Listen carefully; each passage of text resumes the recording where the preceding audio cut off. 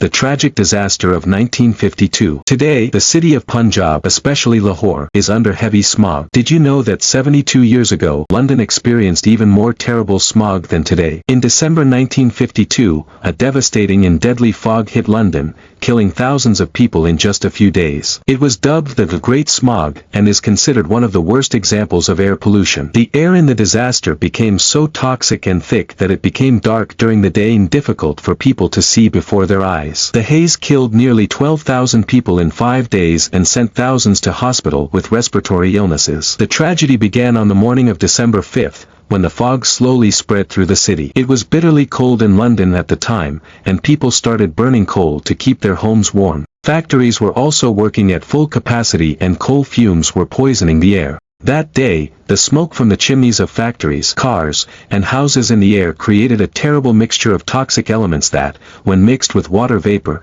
became acidic, making the fog so dangerous that breathing became life-threatening. The depth and toxicity of the fog increased so much that it was equivalent to life-threatening for people to leave the house. The presence of sulfur dioxide and other toxic chemicals in the atmosphere created a fog that caused breathing difficulties, irritation in the eyes and increased sore throats. The 35 miles, 30 kilometers, of the wind was so thick that people couldn't even see their hands. During this 5-day period, London streets and buildings were reduced to rubble, buses, cars, and trains were halted by the fog, and flights at airports were suspended. Smog was so thick that people's faces were covered with black spots and buildings were covered with black smoke. The clothes and faces of people walking on the streets began to cover. The rush of patients with respiratory illnesses in hospitals. That people's faces were covered with black spots and buildings were covered with black smoke. The clothes and faces of people walking on the streets began to cover.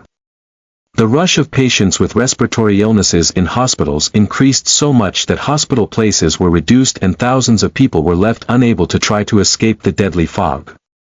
3. Even after the fog cleared, the effects were felt for months. The devastation left a deep impression on the minds of the people of London, and the people demanded strict measures from the government to control air pollution. In 1956, the British government introduced for the first time the Clean Air Act, which aimed to prevent such air pollution from happening again in the future. This incident is still seen today as a reminder of how devastating neglect of the environment and failure to reduce air pollution can be to humanity.